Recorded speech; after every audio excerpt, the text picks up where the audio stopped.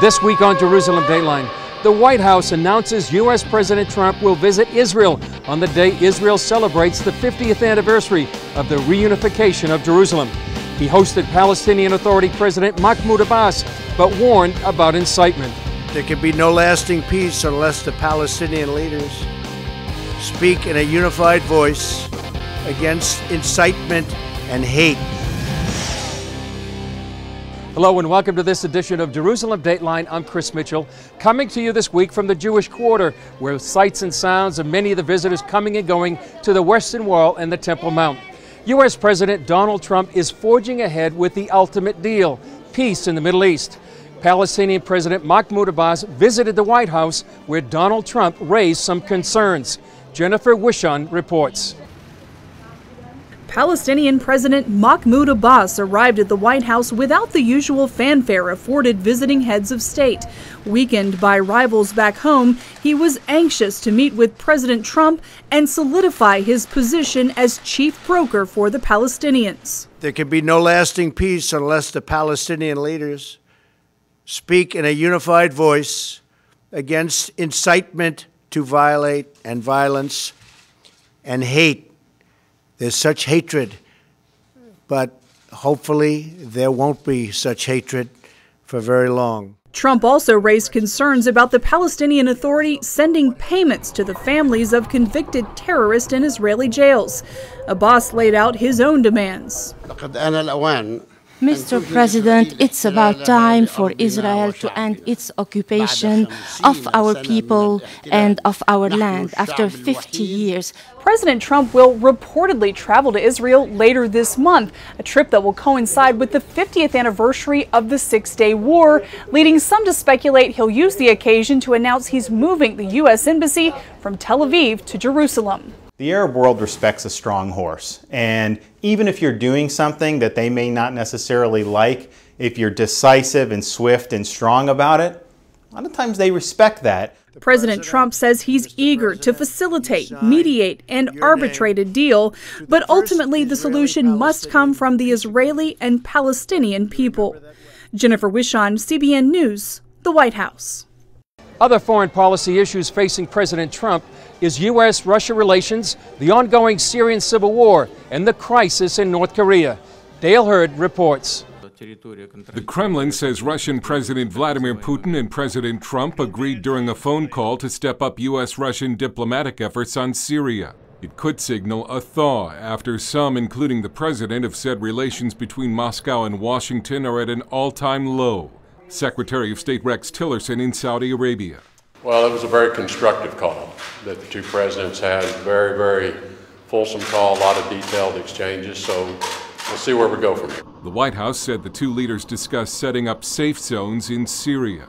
The U.S. is also working with China on a stronger UN Security Council response to North Korea, including sanctions, after Pyongyang's repeated ballistic missile launches. The most recent missile test on Friday failed. And Congress has passed legislation that would intensify financial pressure on the North. Military pressure is also being brought to bear. U.S. Air Force B-1 bombers have conducted what are called presence missions near the Korean peninsula twice in the past 2 weeks, in a move designed to show North Korean leader Kim Jong-un what he's up against. A THAAD, Terminal High Altitude Area Defense Missile System, is now operational in South Korea. That angers China, which sees it as a threat to its security, and Beijing has demanded its removal. It's even triggered protest by some South Koreans, the people it was sent to defend. The Trump administration has been greeted by so many foreign policy crises in its first 100 days. One political cartoon shows Barack Obama tossing President Trump a foreign policy hand grenade. In addition to North Korea and Syria, there's also Iran's nuclear program and ISIS, and none of them look to be resolved anytime soon. Dale Hurd, CBN News. In other news, the Islamic group Hamas is saying it's no longer calling for the destruction of Israel. That announcement is part of a new political program, apparently intended to end its international isolation. Still, Hamas also says it refuses to recognize Israel as a state, and it isn't renouncing violence. And it also wants to liberate all of historic Palestine, including what is now Israel. A spokesman for Israeli Prime Minister Benjamin Netanyahu says the new plan is an attempt to fool the world, but that it will not succeed. It's ironic that I'm not standing too far away from the Western Wall and the Temple Mount, but UNESCO, the UN group, voted to disavow any Israeli sovereignty over Jerusalem. On the bright side, Israeli Prime Minister Benjamin Netanyahu said fewer countries voted for the anti-Israel resolution. 3,000 years ago, Solomon built his temple there. This is the same temple that was rebuilt by the exiles of Babylon. It's the same temple that Jesus visited when he overturned the money changers' tables. He didn't do this in a monastery in the Himalayas. He did it in the Jewish temple here. And UNESCO said a year ago that we have no connection to the Temple Mount. This year, they didn't say that. That's an improvement in the march of absurdity.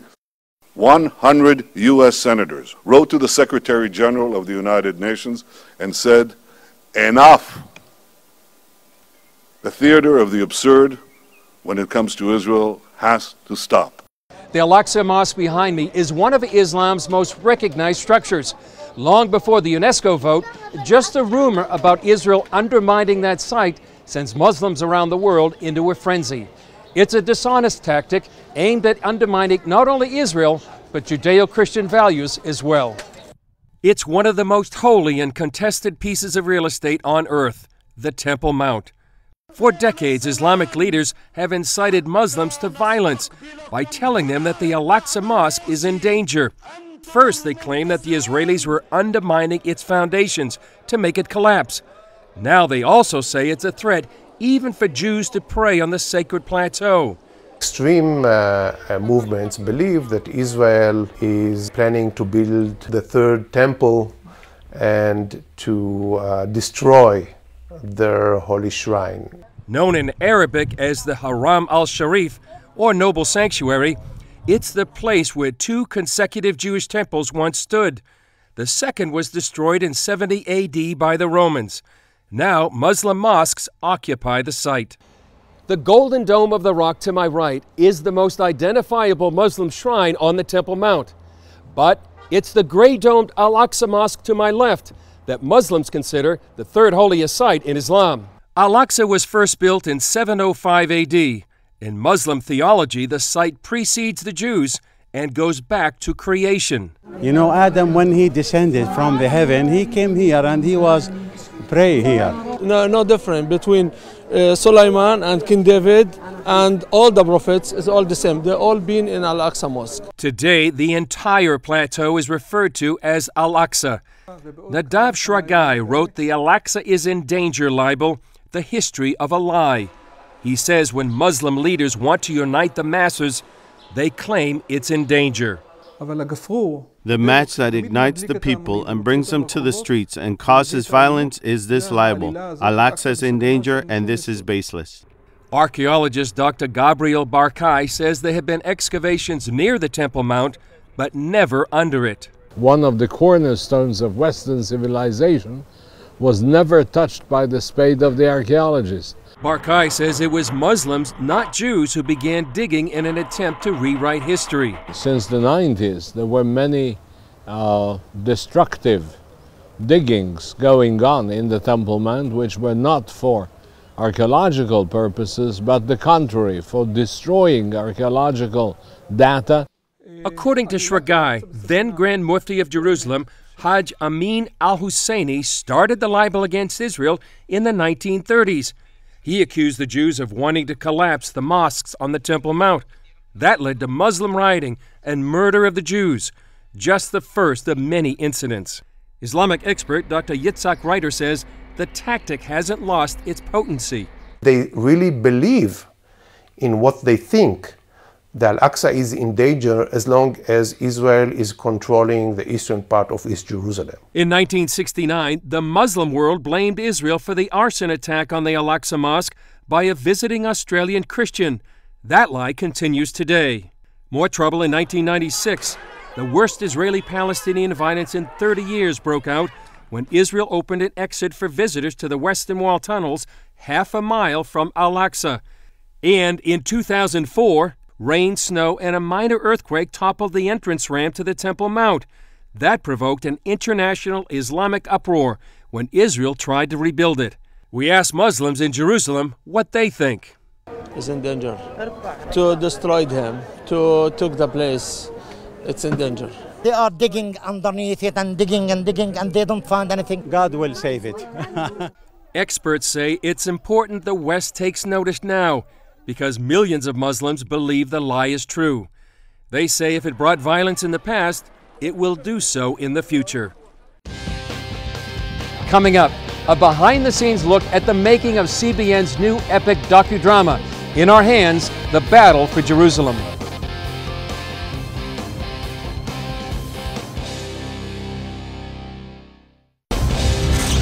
Welcome back to Jerusalem Dateline here in the Old City. In less than a month, Israelis will celebrate one of the greatest military victories of all time, the Six-Day War and the reunification of the city of Jerusalem. In tribute to what many see as God's victory, CBN documentaries produced In Our Hands, The Battle for Jerusalem. CBN's Scott Ross interviewed the writer and director of the film. By 4:30 a.m., the Israelis had reached the Jordanians' command bunker. For the next 45 minutes, they lined the opening of the bunker with 21 pounds of TNT. This is Ammunition Hill. This is the site of what is still today the bloodiest battle in Arab-Israeli history. I talked with In Our Hands, the Battle for Jerusalem writer and director, CBN's Aaron Zimmerman. The docudrama tells the story of Israel's victory in the city during the 1967 Six-Day War through the eyes of the paratroopers. Did you do reenactments here? We did. The people who run Ammunition Hill were very great to us, and they let us have the run of the place for 2.5 nights. We had snipers shooting from the bunkers. We had them crawl through the grass, up the hill, through the barbed wire. They even showed us the original bunker. The battle kind of ended when the Israelis got to the top of the hill and they found the Jordanian command bunker. And they took 21 pounds of TNT and blew that sucker into next week. And so they showed us that and they said, well, you're welcome to use this bunker again to stage your explosion. And we thought, great. You know, if it survived a real explosion, it can survive a fake movie one. Based entirely on facts, the film includes dramatizations of important scenes like Commander Motogur talking to troops on the Mount of Olives. We are sitting on a ridge overlooking the old city, and soon we shall enter it. The old city of Jerusalem, which generations have dreamed of and longed for. We will be the first to enter. And running through the streets of Jerusalem under threat of sniper fire to take the Temple Mount and Western Wall.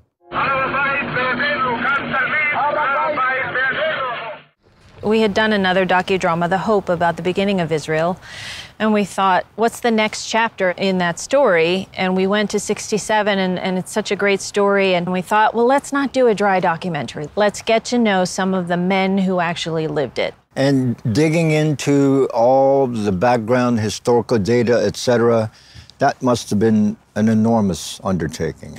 I tried to use primary sources as much as I could. I tried to use people's diaries. I tried to use minutes from Israeli government meetings. I used personal interviews, but all of the dialogue in the film was recorded in history. As a result of the war, Israel tripled in size, beating the combined armies of Syria, Egypt, and Jordan to win the Golan Heights, the Sinai Desert, and Judea and Samaria, and reuniting beloved Jerusalem. To cover the whole war would take too much time.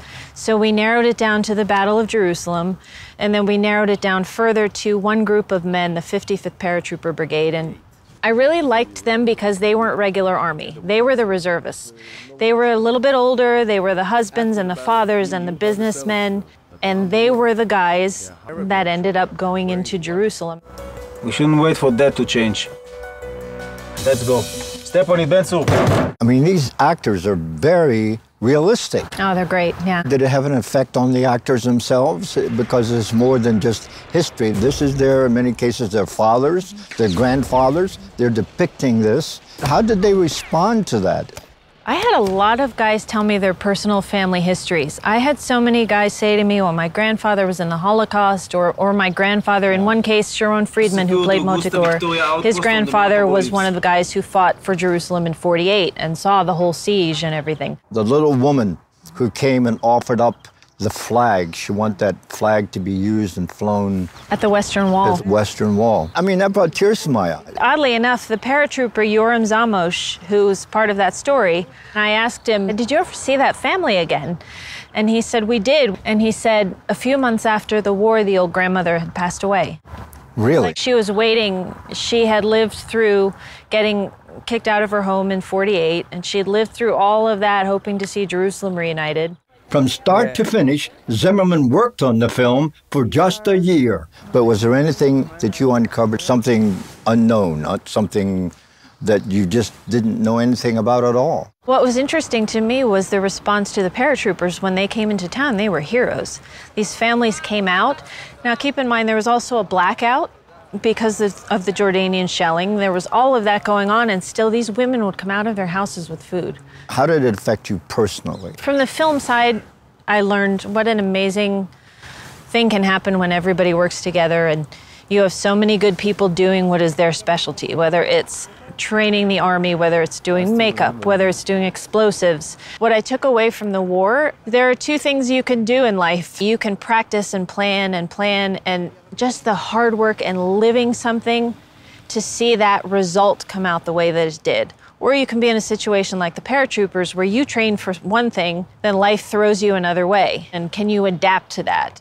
I asked Zimmerman what she wants the audience to take away from the film. Well, two things. I tried hard to keep it as apolitical as possible to give it a wider audience. So number one, I want them to see the sacrifice that these men made. Number two, we went back 20 years to 1948 to what happened when the Jewish quarter fell and the Jordanians ethnically cleansed every Jew from the old city of Jerusalem. And then at the end of this segment, the Jordanian officer says, "We have so completely destroyed this place that no Jew can ever return here." So then we fast forward 19 years and show how they did. And what will Israelis think of the film? I hope it will be good. I want people to take away a pride in their heritage. And after all the bloodletting and everything else that's occurred here historically, there's no way that Israel, Jews are going to give up this city. No, I don't think so. I mean, Moshe Dayan said it when he got to the Western Wall. We've come to the city never to depart from it again. Scott Ross at Ammunition Hill in Jerusalem. CBN will be showing this docudrama in theaters around the country on May 23rd. If you, your group, church, or synagogue would like more information, go to inourhands1967.com. Up next, Israel's birth. Some say it's miraculous.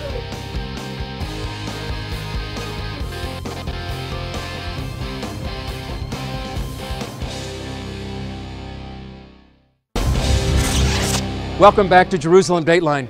Israel celebrated its 69th birthday on its Independence Day. Back in our studio, David Nekrutman, the executive director of the Jewish Christian Center for Cooperation and Understanding, told us what he believes is the hand of God on the birth of Israel. So a year after the establishment of the State of Israel, the chief rabbinate said, this is such a miraculous event. Remember, 2,000 years being divorced from your land, and like it says in Isaiah 66:8, a nation will be born in a day. Well, that's exactly what happened. We prayed and hoped for this. Now it's actually here. This is an extraordinary event that deserves praise. To me, the best answer to any atheist is explain the existence of the Jewish people. There's no logical reason in the world that we should be here today. It's only by God's unfailing love for his people, for his covenantal word. And this is my biggest proof, the state of Israel. If God is faithful to me, he's definitely faithful to you as a Christian. So why can't we just come together and acknowledge and praise God for the restoring of Israel in our lifetime? Would you say many of the conditions that existed in 1948 still exist today when Israel is surrounded by enemies that want to destroy it? Well, that's Psalm 118. For me, that's sort of like the basis, even though we're surrounded by all this. Death is always lurking over Israel. This is Psalm 91. Like, I can tell you this, when the rockets were going over Netanya, Psalm 91 came to mind. It's not the Iron Dome that protects us, it's the God Dome. It's His hand. There could be 10,000 arrows, 10,000 rockets. At the end of the day, there's this miracle that happens that God's protection is over this land. We wake up in miracles every single day in this land. And just walking the land, you feel God's presence more than any other place in the world.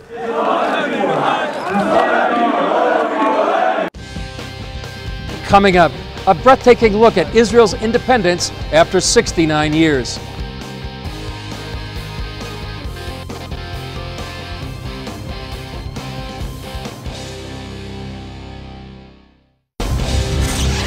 Welcome back. Modern Israel turned 69, and Israelis celebrated their anniversary with memorials, picnics, and fireworks. Here's a video of some of the celebration in Jerusalem and an example of what you can see on our Facebook page. Take a look.